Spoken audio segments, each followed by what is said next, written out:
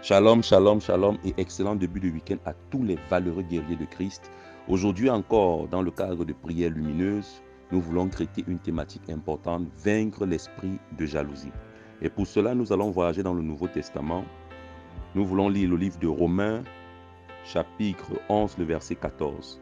Afin, s'il est possible, d'exciter la jalousie de ceux de ma race et d'en sauver quelques-uns.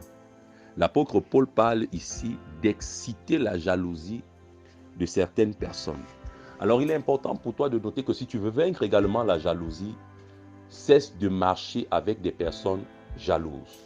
On dit que le fer aiguise le fer. La mauvaise compagnie, corrompt les bonnes mœurs. Lorsque tu veux sortir d'un environnement, lorsque tu veux sortir d'un péché, tu dois sortir de l'environnement qui nourrit ce péché en toi. Lorsque tu as besoin de devenir sage, tu ne peux plus te permettre de marcher avec les insensés. Lorsque tu as besoin de devenir quelqu'un rempli d'amour, tu n'as plus besoin de marcher avec des personnes aigries, méchantes et jalouses. Alors il est important pour toi de savoir que le type d'environnement dans lequel tu te trouves détermine le genre de personne que tu peux devenir ou alors que tu vas manifester. Il est donc important pour toi de savoir que lorsque tu identifies dans ta compagnie des personnes qui sont remplies de jalousie, des personnes qui sont constamment aigries, des personnes qui sont toujours en train de répandre des calomnies, des personnes qui sont toujours en train de te comparer aux uns et aux autres, sache que ces personnes veulent entretenir la semence de la jalousie dans ton âme. Et pour cela, tu as intérêt, si tu veux dominer cette jalousie, de te séparer de telle compagnie. Peu importe ce que ces personnes t'apportent sur le plan intellectuel, sur le plan financier, sur le plan social, sur le plan émotionnel. Sache que ces personnes sont des destructeurs.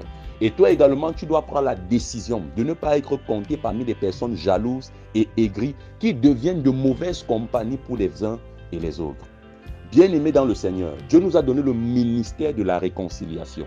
Ce ministère consiste à réconcilier les hommes. Or, la jalousie est une semence qui apporte la séparation et la destruction. Et nous ne sommes pas appelés, en tant que ministre de la réconciliation, à avoir en nous la semence de la jalousie. Aucun homme ayant la semence de la jalousie ne peut parfaitement remplir ce ministère de réconciliation que le Christ nous a donné. Éternel mon Dieu et mon roi, aide-moi à me séparer. Donne-moi la force et le courage de me séparer de toute compagnie, de tout environnement qui entretient l'esprit de jalousie, qui entretient la semence de la jalousie en moi.